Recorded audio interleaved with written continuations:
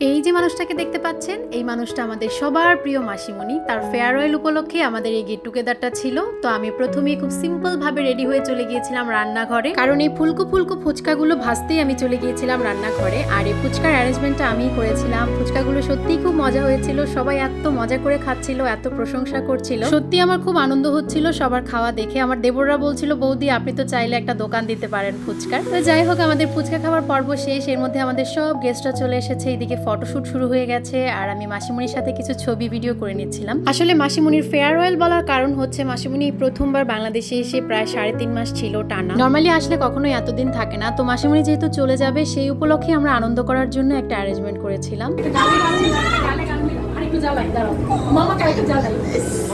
এদিকে আমার আর আমার বেস্টির ঢং দেখে মাসিমণি জেলাস হচ্ছিল আর আমাদেরকে খাপাচ্ছিল। আর এই যে আমার পুরো পরিবার, এদিকে সবার খাওয়া দাওয়া শুরু হয়ে গেছে।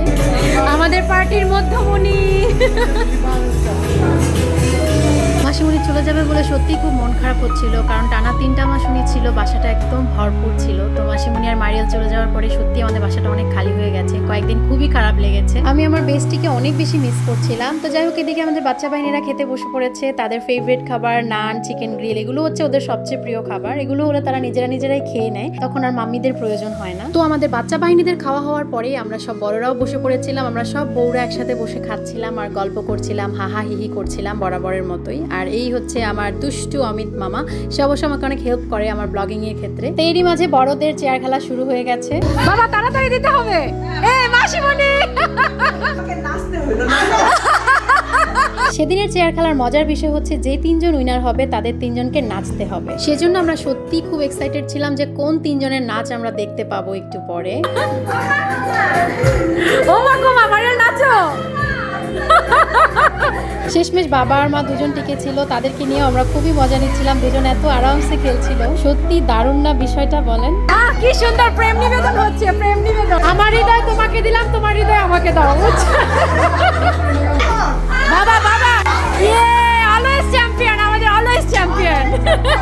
এই যে মা সেকেন্ড হয়েছিল আর মা খুব সুন্দর করে নেচেছিল সেদিন।